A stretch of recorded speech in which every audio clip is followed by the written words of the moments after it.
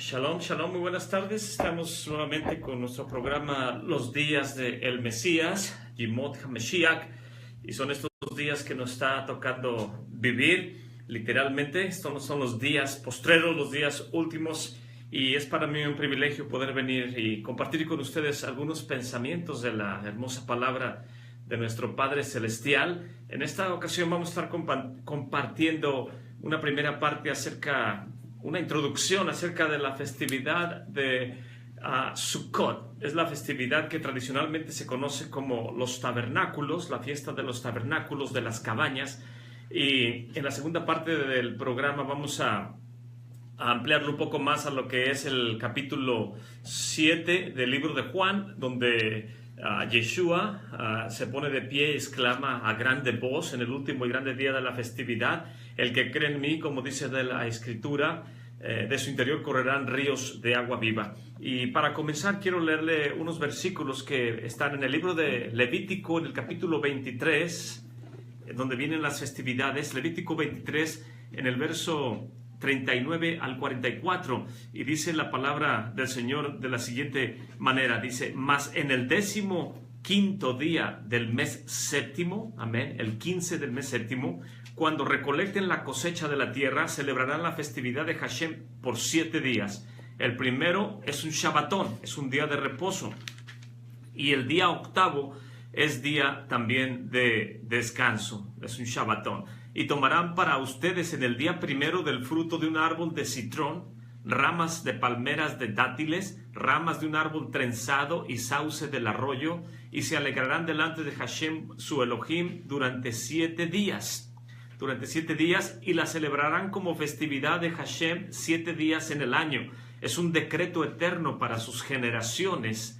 En el mes séptimo los celebrarán. En cabañas o en Sukkot residirán 7 días. Y todo oriundo o nativo de Israel residirá en Sukkot, o en cabañas, en tabernáculos.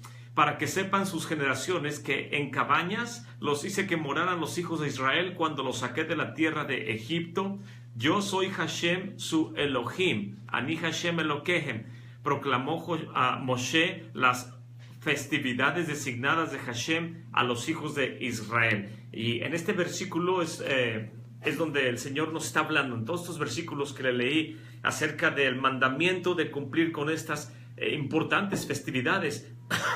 Perdón, voy a leerlo en el libro de Números, capítulo 29, también del verso 12 al 39, dice: y en el 15º día del mes séptimo es un Mikra Kodesh. Mikra Kodesh significa una convocación santa. Será para ustedes, ninguna labor de trabajo harán. Celebrarán una festividad para Hashem durante 7 días. Y acercarán una ofrenda de elevación, una ofrenda ígnea de aroma agradable para Hashem: 13 novillos, 2 carneros, 14 corderos en su primer año, sin defecto serán. Y su ofrenda farinacea de flor de harina mezclada con aceite: 3 décimos de efa por cada novillo de 13 novillos, 2 décimos de efa por cada carnero de 2 carneros, y 1 décimo de efa por cada cordero de los 14 corderos. Y de los machos cabríos, 1 como ofrenda por el pecado, aparte de la ofrenda de elevación permanente, su ofrenda farinacea y su libación. Y todo, bueno, continúan todos los demás versículos hablando de la cantidad de ofrendas que se deberían de traer. Y voy a continuar en el verso 35, dice: en el día octavo una restricción habrá para ustedes, ninguna labor trabajosa harán. Acercarán una ofrenda de elevación, una ofrenda ígnea de aroma agradable para Hashem: 1 novillo, 1 carnero, 7 corderos de su primer año sin defecto, y sus ofrendas farinaceas y sus libaciones para el novillo. Estas harán para Hashem, verso 39, en sus festividades designadas, aparte de sus votos, sus ofrendas voluntarias, como ofrendas de elevación, como ofrendas farinaceas y como libaciones y como ofrendas de paz. Amén. Esto es lo que el libro de Levítico y el libro de Números nos explican acerca de el mandamiento de cumplir con la festividad de Sukkot, o tabernáculos o cabañas, como se conoce. También tengo una lectura en el libro de Nehemías, en el capítulo 8, del verso 13 al 18, dice la Escritura: Al día siguiente se juntaron los príncipes de las familias de todo el pueblo, Kohanim, sacerdotes, Leviim, levitas, a Esdras, el escriba, el sofer, para entender las palabras de la Torá. Y hallaron escrito en la Torá que Hashem había mandado por mano de Moshe que habitasen los hijos de Israel en tabernáculos en la solemnidad del mes séptimo, y que hiciesen saber y pasar pregón por todas sus ciudades y por Jerusalén, diciendo: salgan al monte, traigan ramos de olivo, ramos de pino, ramos de arrayán, ramos de palmas y ramos de árbol espeso para hacer Sucot, como está escrito. Salió pues el pueblo y trajeron y se hicieron tabernáculos, cabañas, cada uno sobre su terrado, en sus patios, y aun en los patios de la casa de Elohim, y en la plaza de la puerta de las aguas, y en la plaza de la puerta de Efraín.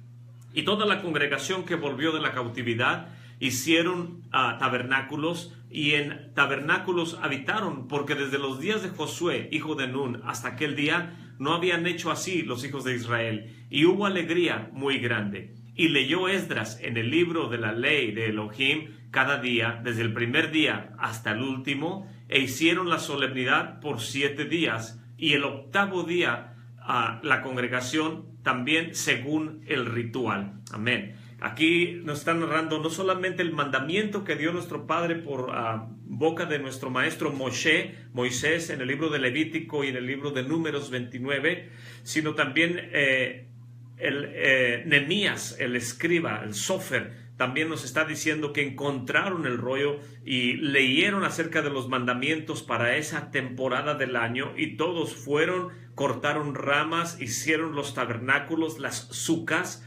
y trajeron todo lo que era de acuerdo, dice aquí, según el ritual, y todo esto es muy importante porque es un mandamiento de nuestro Señor. Hay 3 principales elementos que cumplir en esta festividad: es construir el tabernáculo o la suca, como se dice en hebreo. Número 2, traer los ramos de el citrón, que es como un tipo de limón, pero más ovalado y más grande que un limón amarillo, y traer el citrón y las ramas de palmera, de ramas de árbol frondoso, como es el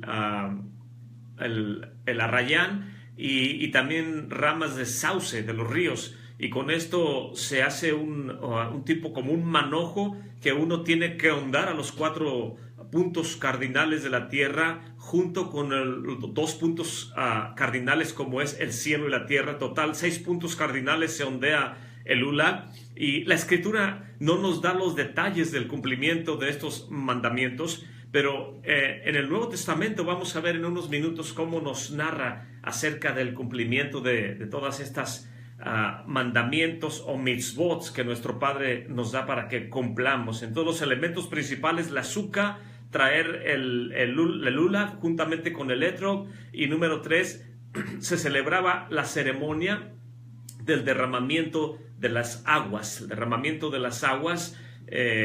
y todo esto lo vamos a ver a grosso modo porque no tenemos el tiempo suficiente para verlo con detalle. Pero una pregunta que nos haríamos, o que cualquiera de los que están escuchando se haría: ¿debemos celebrar hoy en día estas festividades? Cualquier persona se preguntaría, ¿será correcto que construyamos Sukkot, que construyamos cabañas en nuestra yarda, atrás de nuestro patio, en el porche de mi departamento, como lo hacen en Israel? ¿Cómo debo yo cumplir con este mandamiento? ¿Es propio que lo haga? ¿Es correcto hacerlo? ¿Está abolido o no está abolido? Y la respuesta es que es un mandamiento. Dice, es un mandamiento eterno, es un huk. Un huk es un mandamiento para todas tus generaciones. Olam Dorot, para todas tus generaciones. Y un mandamiento eterno es precisamente eso.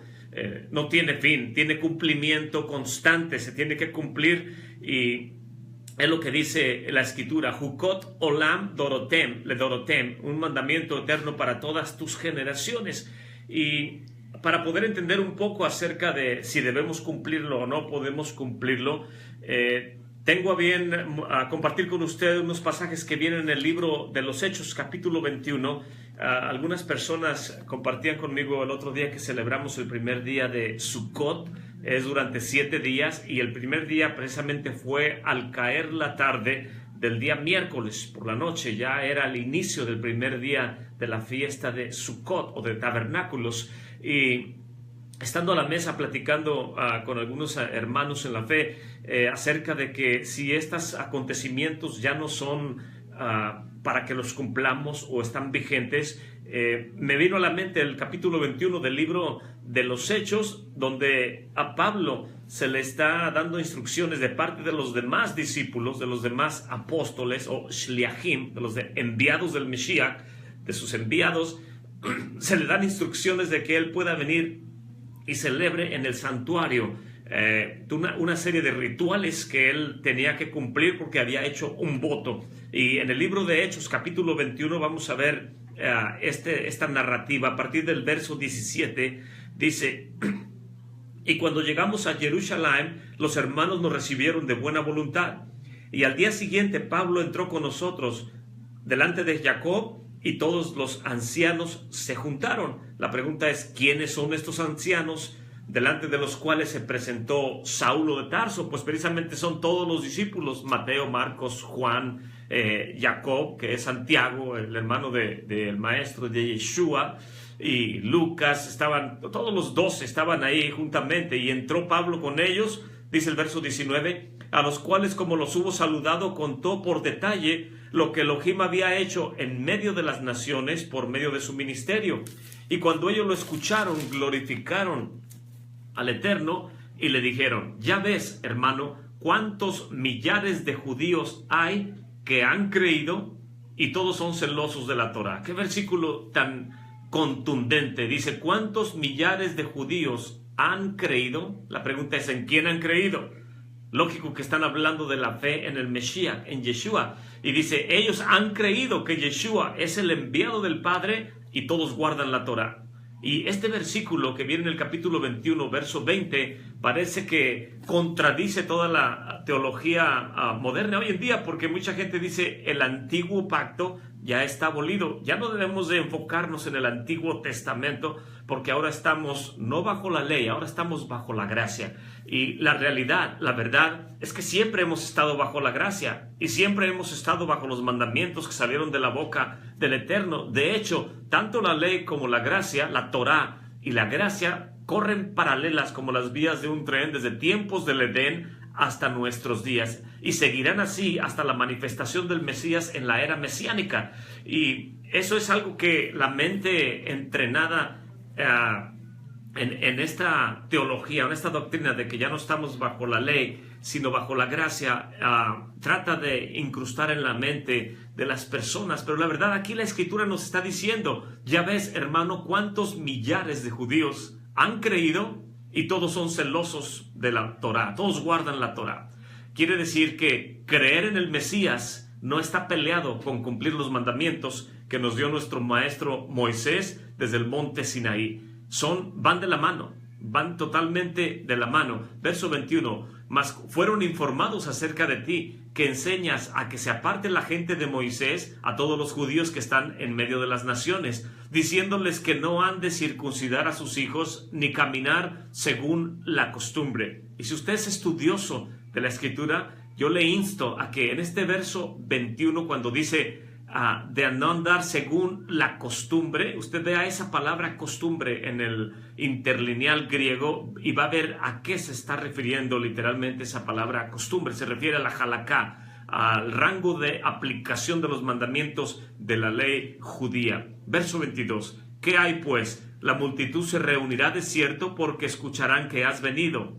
Haz pues esto que te decimos. Hay entre nosotros 4 varones que han hecho un voto sobre sí mismos. Toma estos contigo, purifícate con ellos y paga con ellos para que rasuren sus cabezas, y todos entiendan que no hay nada de lo que fueron informados acerca de ti, sino que tú también caminas guardando la Torah. Amén.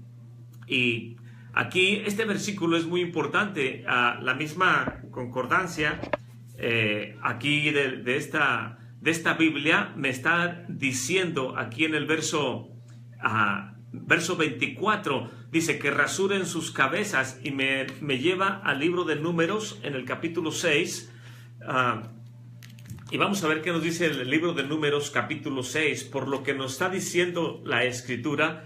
En el libro de Números capítulo 6 viene la ley, los mandamientos acerca del voto de nazareato. Y en el verso 13 dice: esta pues la ley del nazareo. En el día que se cumpliere el tiempo de su nazareato, vendrá a la puerta del tabernáculo de reunión y ofrecerá su ofrenda a Hashem, un cordero de 1 año sin mancha en holocausto, una cordera de 1 año sin defecto en expiación, y un carnero sin defecto por sacrificio de paces. Además, un canastillo de cenceñas, tortas de flor de harina amasadas con aceite, hojaldres de cenceñas de harina untadas con aceite, y su presente y sus libaciones. Y dice el verso 18: el nazareo raerá a la puerta del tabernáculo del testimonio la cabeza de su nazareato, y tomará los cabellos de la cabeza de su nazareato y los pondrá sobre el fuego que está debajo del sacrificio de las paces.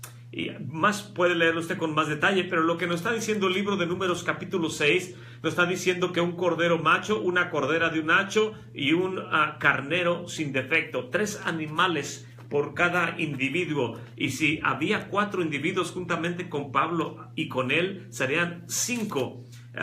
5 individuos, 4 más Pablo son 5 por 3, son 15 animales que estaban poniendo sobre el altar del sacrificio. Todo esto tuvo lugar en el libro de los Hechos, en el capítulo 21, y el libro de los Hechos fue escrito precisamente, el libro de los Hechos fue escrito en el año 59 de la era común. Nuestro amado maestro Yeshua, él fue puesto en el madero en el año 30, dice la escritura que él era como de 33 años y medio cuando fue puesto en el madero, de tal manera que si hacemos la cuenta del año 33 hasta el año 60, en el 59 cuando fue escrito el libro de los Hechos, quiere decir que ya habían pasado casi 30 años después de la resurrección del maestro. Y si la ley de Moisés fue abolida después de la resurrección, la pregunta es: ¿qué está haciendo Pablo junto con los 12 discípulos llevando ofrendas, sacrificios, animales sobre el altar para cumplir con la ley de Moisés 30 años después de la resurrección del maestro? Y el buscar una respuesta a esta pregunta debe ser una respuesta contundente para muchos de nosotros, porque vamos a darnos cuenta que mucha gente enseña, ahorita vamos a leer con más detalle, como en el libro de Gálatas dicen que Pablo le estaba diciendo que no deberían a Pedro, dice que no debería de judaizar. La pregunta es: ¿qué es judaizar? Judaizar simplemente, en su contexto más simple, significa que creer que por convertirte al judaísmo vas a entrar en el reino de los cielos. Eso es literalmente. Pero la respuesta es: en aquel tiempo no había más que judaísmo. ¿A qué se está refiriendo Pablo al hablar delante de Pedro, diciéndole que por qué insta a los de las naciones a judaizar?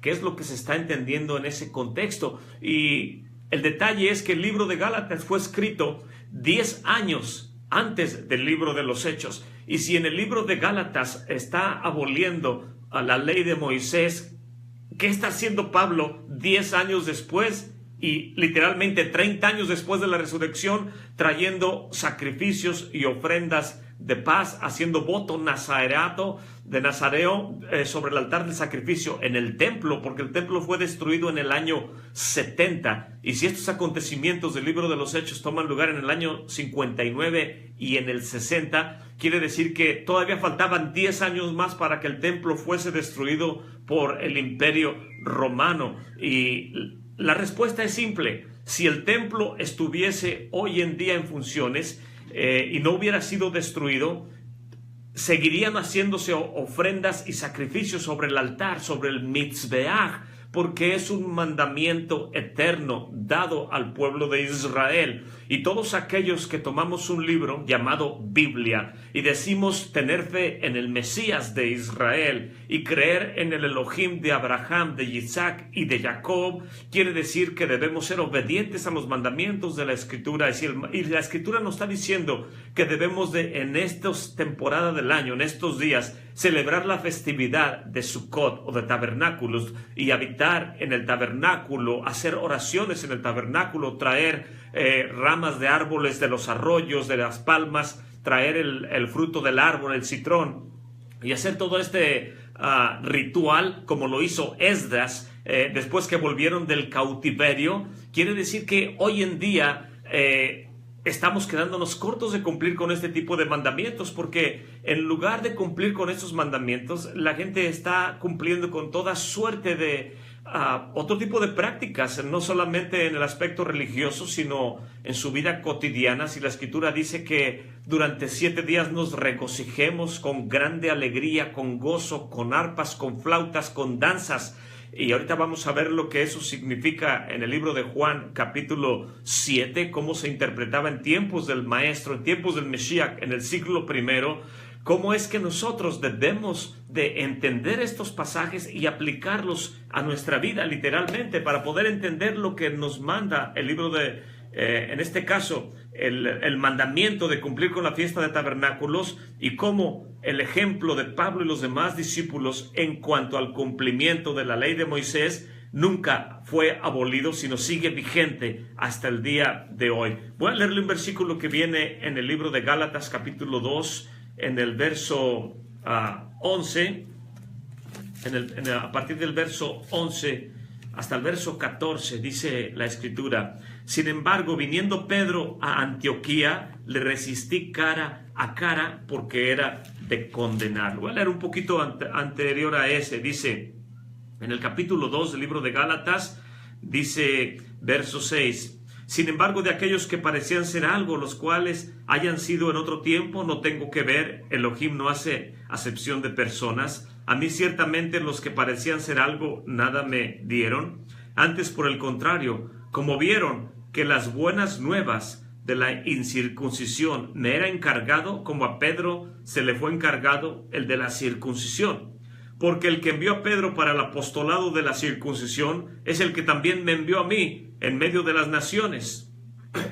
¿Qué significa esto? Que Pablo, un especialista en la ley judía, fue escogido por nuestro Padre Celestial, bendito sea Él, fue escogido como una persona totalmente capacitada para poder instruir a las personas de entre las naciones, los temerosos del reino de los cielos, a que ellos cumplieran con los mandamientos, para que, de tal manera como el mismo libro de los Hechos en su parte final, cuando la gente no quería aceptar que el evangelio tenía que ser llevado a las naciones, se volvieron en contra de Pablo, y él dijo: desde hoy soy libre de su sangre sobre mi cabeza y me vuelvo a los de las naciones. Y los de las naciones se regocijaron de escuchar que a ellos les iban a llevar buenas nuevas de salvación. El asunto es que si Pablo es enviado por nuestro Padre Celestial y por el Mesías en medio de las naciones, dice la Escritura que él moverá a celos a gente que ni siquiera era conocida como una gente, ¿no? El pueblo de Israel no reconocía a las naciones que vivían en medio del paganismo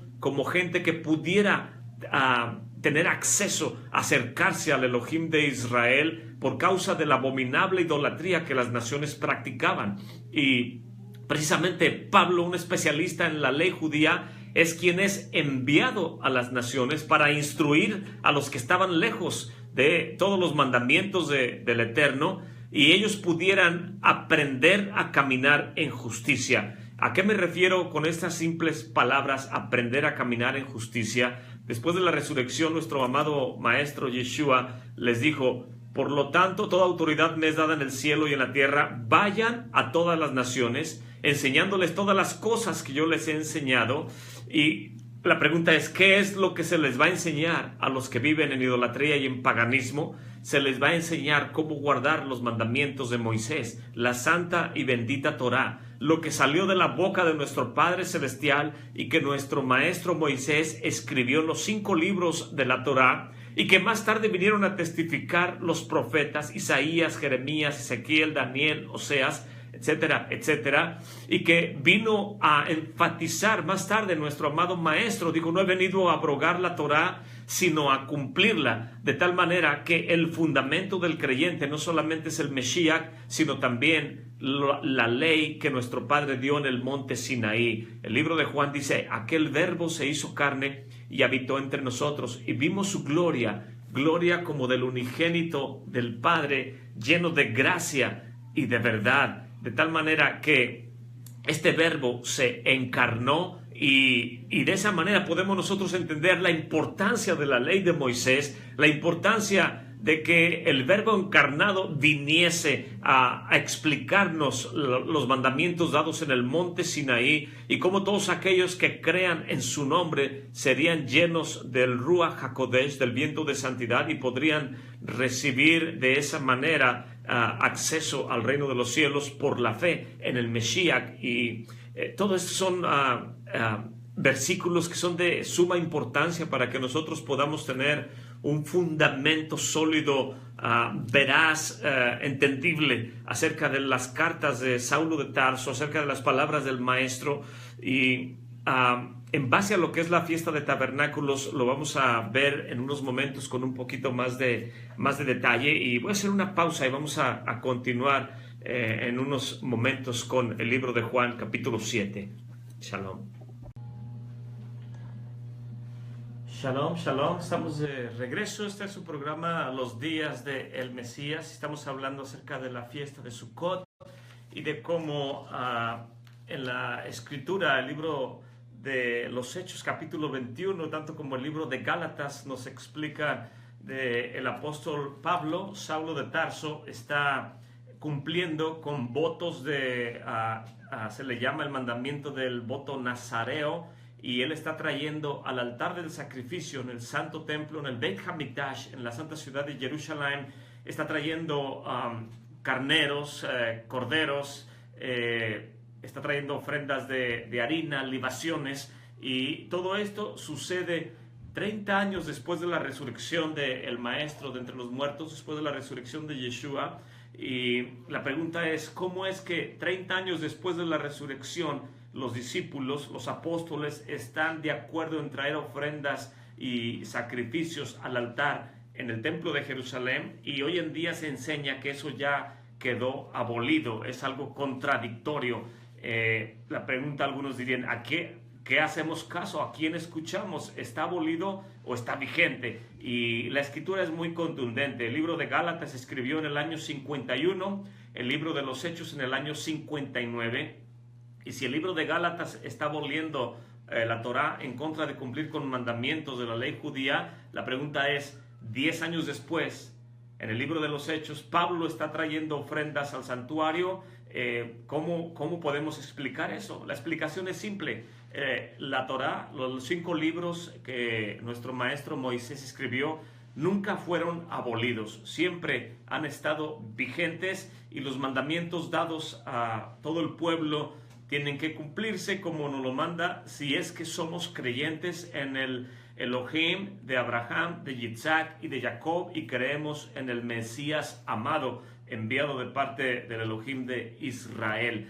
Y todo esto lo estaba discutiendo yo en el contexto de si las festividades como Pesach, que es traducida como Pascua, los panes sin levadura, el sonido del shofar, Yom Teruah, y en este caso la fiesta de tabernáculos o Sukkot, ¿debemos de celebrarlas o debemos de cumplirlas? La respuesta es sí, porque son mandamientos eternos, estatuto para todas tus generaciones, dice la Escritura. Y habíamos hablado acerca de los mandamientos principales, es construir un tabernáculo, construir una suca, mecer las ramas de, en este caso de palma y de árboles frondosos del río, como lo es el sauce y como lo es el mirto. Y también otra de las ceremonias muy peculiares de la festividad de Sukkot es el derramamiento de las aguas sobre el altar. Y todo esto lo vamos a leer. Precisamente el libro de Juan en el capítulo 7 nos da testimonio de toda esta celebración. El libro de Juan en el capítulo 7 verso 1 dice: y pasadas estas cosas andaba Jesús o Yeshua por Galilea, porque no quería andar en Judea, porque los judíos procuraban matarle, pero estaba cerca la festividad de los Yehudim o de los judíos, y esta era de los tabernáculos. Y quiero aclarar que cuando dice aquí que los judíos procuraban matarle, no era todo el pueblo de Israel, era simplemente un grupo de judíos religiosos que se oponían a las enseñanzas del maestro, pero no era el total del pueblo de Israel que estaban en contra del Mesías. Tenemos que aprender a interpretar lo que está escrito. Y verso 3, le dijeron sus hermanos: pásate de aquí, vete a Judea, para que también tus discípulos vean las obras que haces. Que ninguno que procura ser claro hace algo en oculto. Si estas cosas haces, manifiéstate al mundo. Y voy a ir un poco más adelante. Dice, verso 10, cuando sus hermanos hubieron subido, él también subió a la fiesta, no manifiestamente, sino como en secreto. Y le buscaban los judíos en la fiesta y decían: ¿dónde está aquel? Y había grande murmullo acerca de él entre la gente, porque unos decían: es bueno, y otros decían: no, antes engaña a las gentes. Mas ninguno hablaba abiertamente de él por miedo a los judíos. Y en medio de la fiesta subió Yeshua al santuario y enseñaba, y se maravillaban los judíos diciendo: ¿cómo sabe este letras, no habiendo aprendido? Y le responde Yeshua y les dice: mi doctrina no es mía, sino de aquel que me envió. Y quiero hacer énfasis en esta palabra doctrina. Aquí el Mesías está diciendo: mi enseñanza, mi doctrina no es mía, sino es de aquel que me ha enviado. Y es de suma importancia. Más abajo está hablando acerca del Mesías, cómo está tomando lugar toda esta ceremonia. Y voy a irme más adelante en el capítulo 7, en el verso 32, dice: los fariseos escucharon a la gente que murmuraba de él estas cosas, y los principales de los sacerdotes y los fariseos enviaron siervos que le prendiesen. Y Yeshua les dijo: aún un poco de tiempo y estaré con ustedes, e iré al que me envió. Me buscarán y no me encontrarán, y donde yo esté, ustedes no podrán venir. Entonces los judíos dijeron entre sí: ¿a dónde se ha de ir este que no le encontremos? ¿Se ha de ir a los esparcidos que están entre los griegos y enseñarle a los griegos? ¿Qué dicho es este que dijo: me buscarán y no me hallarán, y donde yo esté ustedes no podrán venir? Verso 37, es el verso importante. Dice: mas en el postrero día, en el último día y grande día de la fiesta, Yeshua se puso de pie y clamó diciendo: si alguno tiene sed, venga a mí y beba. El que cree en mí, como dice la Escritura, ríos de agua viva correrán de su vientre. Verso 39 dice: y esto dijo del Espíritu que habían de recibir los que creyesen en él, porque aún no había venido el Espíritu Santo, porque Yeshua no había aún sido glorificado. Amén. Y la pregunta es, para que un judío se ponga de pie, en este caso Yeshua, se ponga de pie en ese día y exclame a una grande voz: el que cree en mí, como dice la Escritura, de su interior correrán ríos de agua viva. Si esta ceremonia se le llama Nisui Hamayin, el derramamiento de las aguas. Y, perdón, esta ceremonia no viene en la ley de Moisés. La pregunta es, la doctrina que está hablando el maestro, y dice: la doctrina que yo les hablo no es mía, sino del que me envió. Y está tomando lugar una ceremonia muy famosa dentro de la comunidad del pueblo judío en la fiesta de tabernáculos, que es la ceremonia, se le llama Simchat Beit HaShoivah, el gozo de la casa de donde fluyen las aguas. Y si esta ceremonia y este mandamiento no viene en la ley de Moisés, la pregunta es, el maestro ya nos dijo que la doctrina que él habla no es de él, sino del que le envió. Y si el Padre lo envió, y en el verso 37 él está dando testimonio diciendo: el que cree en mí, como dice la Escritura, la pregunta es, ¿en dónde dice en la Escritura? Porque la ley de Moisés no habla que vayan a la fuente de Siloé y traigan aguas para derramarlas sobre el altar.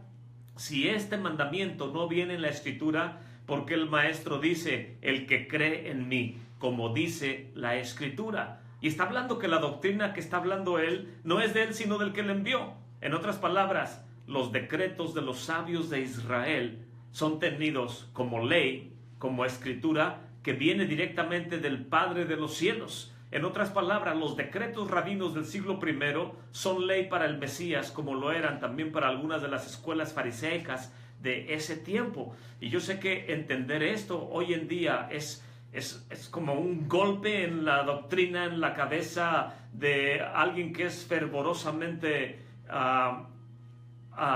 fiel a la escritura, o que dice que él es solamente escritura. Se le llama sola escritura. Cuando alguien dice, a mí hábleme con la Biblia en la mano. Cuando una persona tiene una frase como esta en sus labios, en realidad no sabe de lo que está hablando, porque decirle al maestro en el siglo primero, o decirle a Pablo, decirle a Pedro o a Juan, a mí háblame solamente lo que dice la ley de Moisés, cualquier judío del siglo primero diría, ¿de qué estás hablando?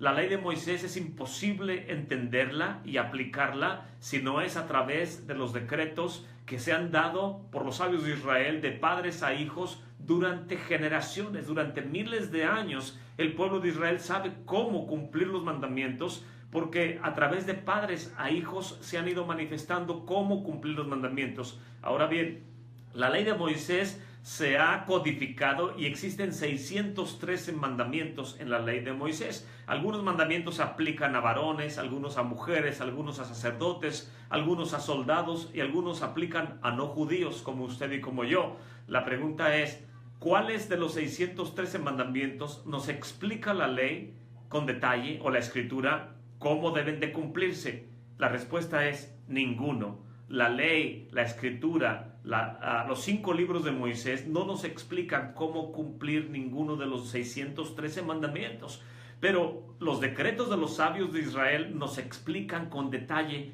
cómo llevarlos a cabo. Y en este ejemplo, el libro de Juan, capítulo 7, está diciendo que él subió a la fiesta junto con los demás, y estando en el medio de la fiesta, en el último y grande día de la fiesta, se puso de pie y clamó a grande voz y dijo, el que cree en mí, como dice la escritura, de su interior correrán ríos de agua viva. Y tengo aquí conmigo unas notas que tomé de algunos libros que tengo de estudio. Por ejemplo, tengo conmigo aquí el libro que se llama El libro de nuestra herencia, escrito por el rabí Eliyahu Kitov. Este rabino fue un hombre, dice que por las últimas 2 décadas de su vida él se dedicó a escribir, a recopilar todas las enseñanzas y todas las herencias que el pueblo de Israel tenía entre sus comunidades.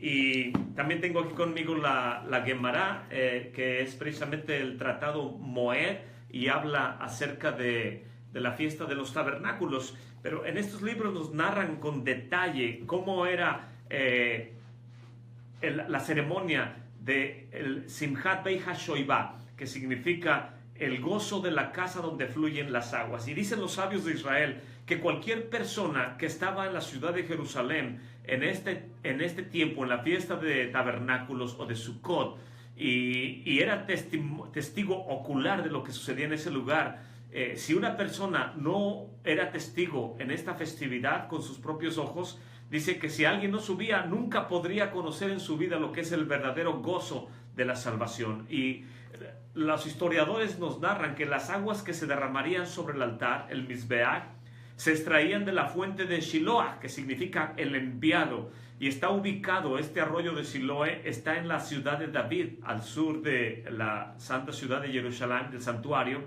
y este estanque se le conoce como la fuente de la salvación, ya que ahí tomaba lugar la ceremonia de ungimiento de los reyes descendientes de la casa de David, y a través de ese linaje de la casa de David vendría la salvación.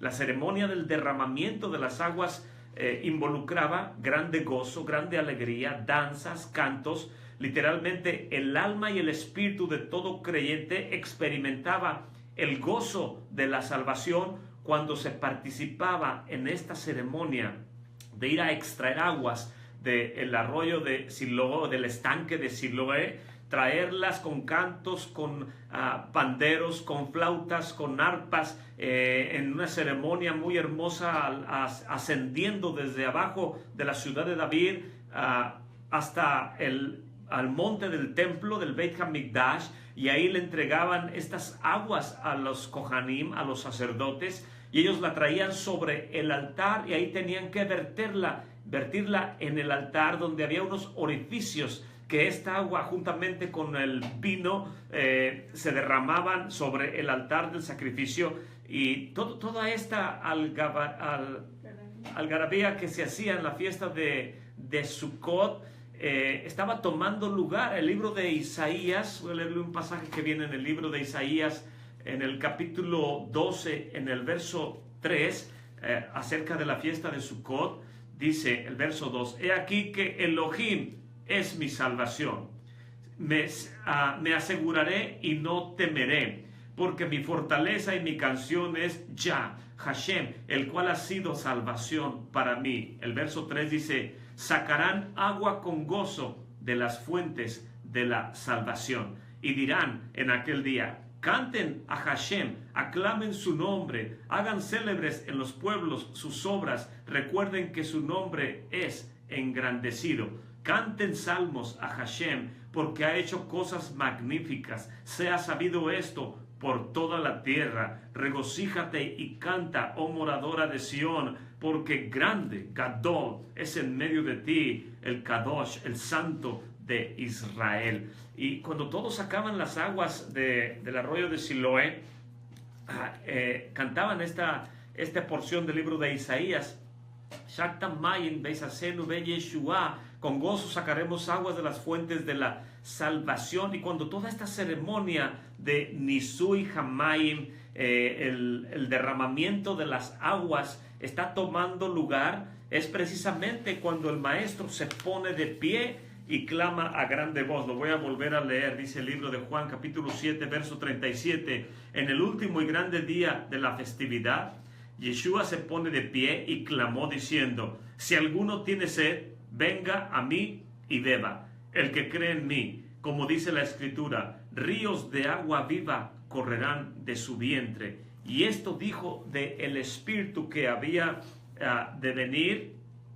Esto dijo del Espíritu Santo que había de venir, porque Yeshua no había sido aún glorificado. Entonces algunos de la multitud, cuando escucharon estas palabras, decían: verdaderamente este es el profeta. Y otros decían: este es el Mesías, este es el Mesías. Qué impactante. Durante siglos el pueblo de Israel celebraba estos rituales, estas ceremonias, y esta ceremonia ni siquiera viene en la ley de Moisés. Es más ya de instituida posteriormente, después del profeta Isaías, Jeremías, tiempos de Esdras y Nehemías, y tiempos de Yeshua, siglo I, junto con los discípulos. Y sin embargo estamos viendo que el Mesías está dando testimonio a una ceremonia de corte rabínico, y testificando que en él se cumple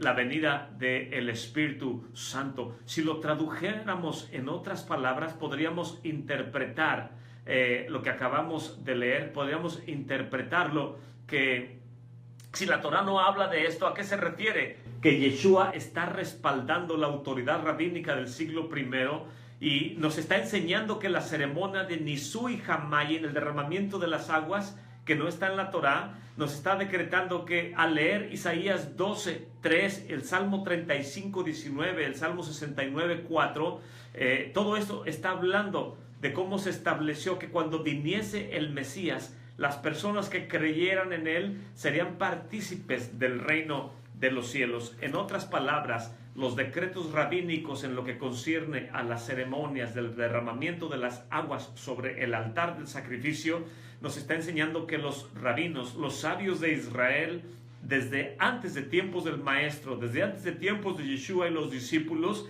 ellos ya habían percibido que con el derramamiento de las aguas sobre el altar era una enseñanza, un tipo, una sombra de que cuando viniera el Mesías, quien creyera en el Mesías sería lleno del Espíritu de Santidad. El mismo libro de Joel nos habla de estas festividades, nos habla acerca de la venida del Espíritu derramándose sobre toda carne, sobre todos aquellos que creyeren, y dice la Escritura: y todo aquel que invocare el nombre del Señor va a ser salvo. En otras palabras, invocar el nombre del Señor teniendo fe que no hay otro nombre debajo del cielo dado a los hombres en el cual podamos ser salvos. Esto significa que creer en el Mesías nos hace partícipes de la venida del Espíritu Santo. ¿Y cómo entender esto? El libro de los Hechos, en el capítulo 19, nos habla acerca de unos discípulos. Dice en el capítulo 19: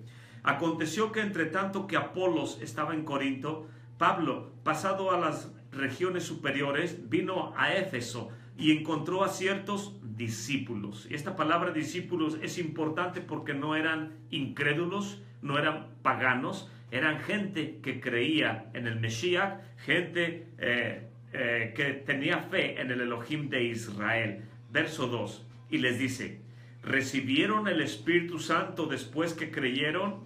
Y ellos le dijeron: antes ni aún hemos oído si hay un Espíritu Santo.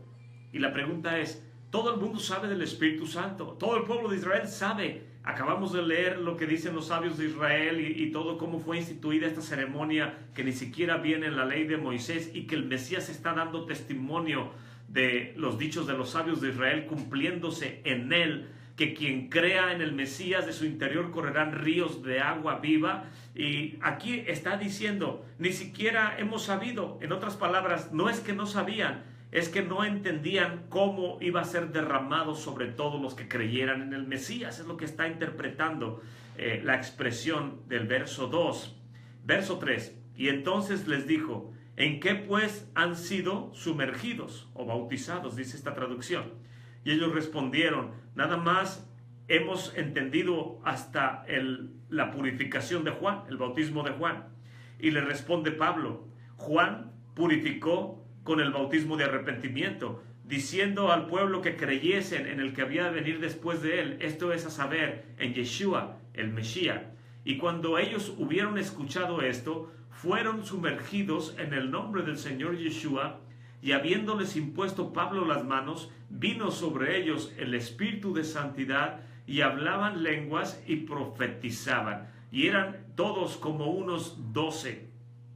Y entrando él dentro de la sinagoga, hablaba libremente por espacio de 3 meses, disputando y persuadiéndolos acerca del reino de Elohim. Amén. Aquí podemos entender claramente que cuando los discípulos, los creyentes, no entendían aún que no hay otro nombre debajo del cielo dado a los hombres en el cual podamos ser salvos, no quiere decir que esas almas se van a perder. Son creyentes, tienen fe en el Elohim de Israel, están apegados a su Padre que está en el cielo, pero no sabían que era a través de la fe en el Mesías, en el cual a través se les iba a dar testimonio del Espíritu de Santidad, para que la manifestación del Espíritu de Santidad sobre todo creyente pudiera estar operando, que era la esperanza, el testimonio. El mismo libro de Juan dice: no los dejaré huérfanos, sino que les enviaré otro consolador, el Espíritu que viene del Padre. Él los guiará a la verdad. La venida del Espíritu sobre todos los creyentes es el testimonio para que todos aquellos que hemos creído, se nos da la fortaleza, el testimonio del Espíritu, para que caminemos en santidad y demos testimonio a que hemos creído en el nombre que es sobre todo nombre, en el nombre de nuestro Padre Celestial y en el Mesías que Él ha enviado. Y por último voy a leerle unos versículos que vienen en el libro de los Hebreos, donde habla acerca de este contexto. Dice verso 12 del capítulo 5: porque debiendo ya ser maestros a causa del tiempo, tienen necesidad de volver a enseñarlos cuáles son los primeros rudimentos de las palabras de Elohim, y han llegado a ser tales que tienen necesidad de leche y no de un manjar sólido. Y el capítulo 6 dice: porque es imposible que los que una vez fueron iluminados y probaron el don celestial y fueron hechos partícipes del Espíritu Santo y probaron la buena palabra de Elohim y los poderes del siglo venidero y recayeron, sean otra vez renovados. Es imposible que sean renovados para arrepentimiento. Es como si crucificaran de nuevo para sí mismos al Hijo de Elohim y lo expusieran a vituperio. Amén. En otras palabras, si nosotros desechamos que Él es el enviado del Padre, ya no hay otro sacrificio más, y el haber sido hechos partícipes del Espíritu en realidad no nos da la fortaleza. Que tenga usted un Shabbat lleno de paz. Shalom, shalom.